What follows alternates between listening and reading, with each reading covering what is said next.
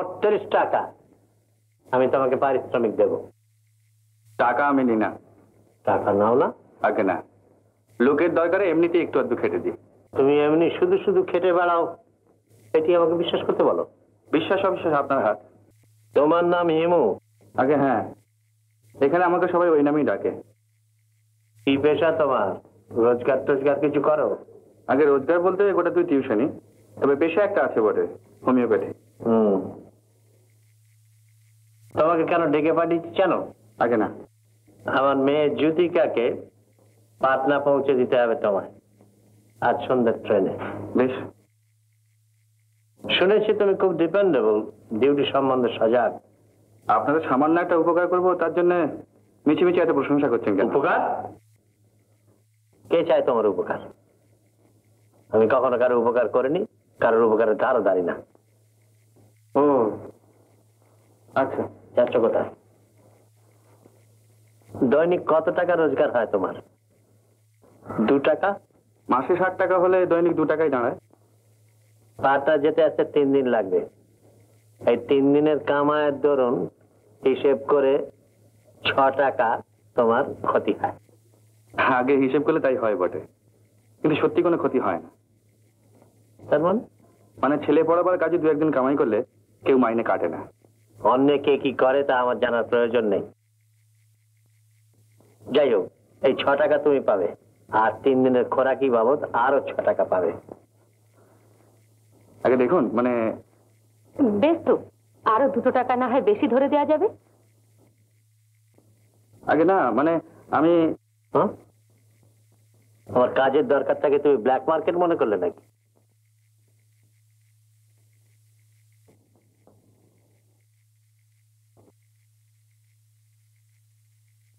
ওগো শোনো তবে, মোট 30 টাকা আমি তোমাকে পারিশ্রমিক দেব। টাকা আমি নি না। টাকা নাও না? আগে না, লোকের দরকারে এমনিতে একটু আধটু খেটে দিই। তার মানে তুমি এমনি শুধু শুধু খেটে বেড়াও, এটি আমাকে বিশ্বাস করতে বলো? বিশ্বাস অবিশ্বাস আপনার হাত। বেশ, টাকা নিও না, তাহলে কিন্তু আজ সন্ধ্যের ট্রেনেই। মাফ করবেন, আমার পক্ষে এখন আর সম্ভব না।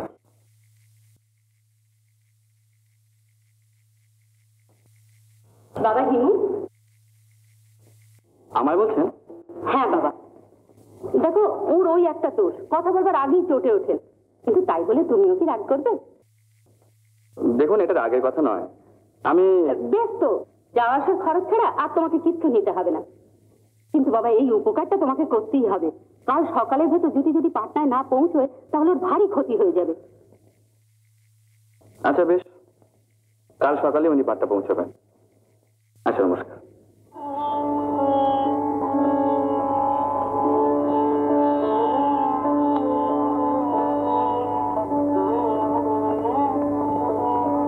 আজ ইচ্ছার বিরুদ্ধে এই লোকের সঙ্গে ঝগড়া হয়ে গেল। উদাসীনের চারুবাবুকে মুখের ওপর না বলে দিলাম। শুধু টাকার মূল্যে যারা পৃথিবীর সবাইকে কিনে নিতে চায়, নিঃস্বার্থ উপকারের মূল্য তারা দিতে পারে না, ভাবে অন্য কোনো স্বার্থ আছে বুঝি। যা হোক, চারুবাবুর মেয়েকে আমায় পাটনা পৌঁছে দিয়ে আসতে হবে, কারণ চারুবাবুর স্ত্রী আমাকে অনুরোধ করেছেন। তবে আজ উদাসীনের সঙ্গে কথায় বসলাম, সব বিষয়ে একটু বোকা হয়ে থাকলে তবেই লোকের উপকার করা যায়। উত্তম কুমারের সেরা সিনেমা দেখতে হলে ডাউনলোড করুন ক্লিক অ্যাপ।